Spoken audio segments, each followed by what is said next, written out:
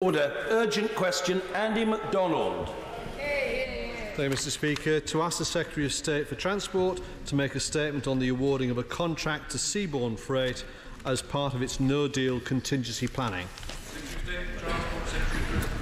Well, Mr. Speaker, as you know, this government is working towards ensuring that we leave the European Union in March with a sensible agreement for the future through the withdrawal agreement this House will consider next week. But any responsible government needs to plan for all eventualities. As part of this work, the Department for Transport has been undertaking a wide range of activities to mitigate the impact on the transport system of a potential no-deal EU exit, and particularly, Mr. Speaker, around the movement of freight. My department has, for example, delivered measures including passing the Haulage Permits and Trailer Registration Act, which puts the systems in place if a permit system is required, and to ensure UK HGVs can continue to be used in the EU. We've also put in place Operation Brock as a replacement for Operation Stack in order to deal with disruption at the Channel ports. That is not simply a Brexit-related measure. We do not, Mr. Speaker, want to see any repeat of the issues that Kent faced in 2015 with the closure of the M20. Operation Brock should mean that any future disruption at the ports, for whatever reason, keeps the motorway open while we prepare the long-term solution of a lorry park. Yesterday, Kent County Council and my department carried out a live trial of one part of Brock on the route from Manston. We were satisfied with the number of vehicles that took part, which was more than enough to determine a safe optimum release rate from Manston to the Port of Dover via the A256, causing minimal traffic disruption along the route. These are a range of examples of the sensible contingency planning that a responsible government is carrying out to make sure we are prepared for a range of outcomes. And we are, Mr. Speaker, committed to ensuring as frictionless as possible movement across the UK border, whatever the outcome. However, without planning, there could be significant disruption to the Dover Straits, particularly if no agreement is reached. Given the importance of these routes to the UK economy, it is vital that we put in place contingency plans to mitigate against any disruption that might occur in a no-deal scenario. Now, the Department is working with the Port of Dover and the Channel Tunnel, as well as our French counterparts, at both official and ministerial level to ensure that both operate at the maximum possible capacity in all instances. Those discussions are positive, and I'm confident everyone is working constructively to ensure that the Dover-Calais route, and particularly the Port of Dover and the tunnel, continue to operate fluidly in all scenarios.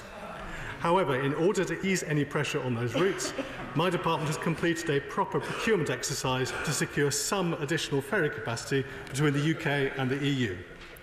Following this process, 3 contracts were awarded to operators, totalling a potential £103 million.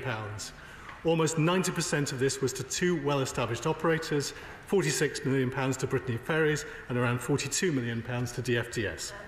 These contracts provide additional capacity on established routes through additional sailings and in some cases additional vessels into ports in Northern Europe and other parts of France. A third, smaller contract, worth £13.8 million potentially, was awarded to Seaborne Freight, a new British operator to provide a new service between the Port of Ramsgate and Ostend. Now, let me stress, Mr. Speaker, no money will be paid to any of these operators unless and until they are actually operating ferries on the routes we have contracted. No money will be paid until they are operating the ferries. No payment will be made unless the ships are sailing, and of course in a no-deal scenario, money will be recouped through the sale of tickets on those ships. Now, as the House, I believe, knows, Seaborne is a new operator looking to reopen the route, which closed 5 years ago.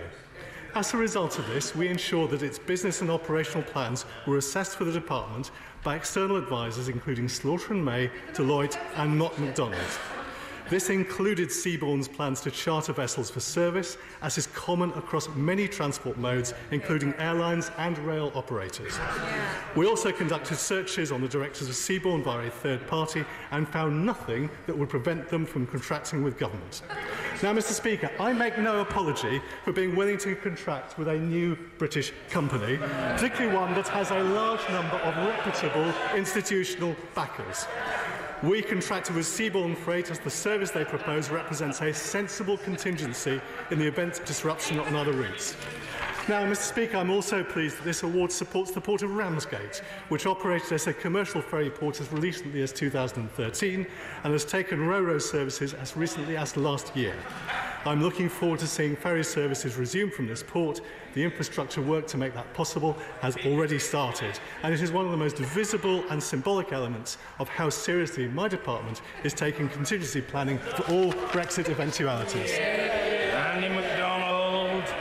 Mr Speaker, the Transport Secretary has awarded a £14 million contract to a company with no money, no ships, no track record, no employees, no ports, one telephone line and no working website or sailing schedule. 2 of Seaborne Freight directors would not pass normal due diligence requirements. One of them, Ben Sharp, is already under investigation by a government department. Did the DFT consult other departments about Mr Sharp's fitness as a company director? Ben Sharp quit his business activities in the Gulf with a trail of debt behind him.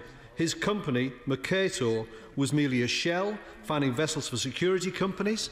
Is it right that he operated the licence he needed pursuant to the Export and Control Act 2008? Did he do it without that licence? Yes or no? It's abundantly clear from the promissory note published by Channel 4 News that Sharp owed and still owes Mid-Gulf over £1 million and many more companies besides.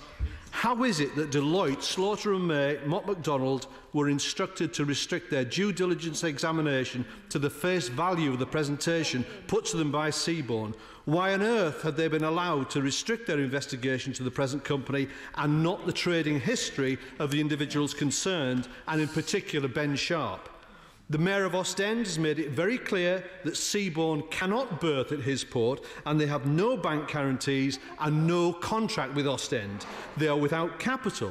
Who is investing in Seaborne? Who is paying for the dredging of Ramsgate? Mr Speaker, this is a shoddy and tawdry affair, and the Secretary of State is making a complete mess of it. This contract is very likely unlawful and violates every current best practice guidance issued by Whitehall.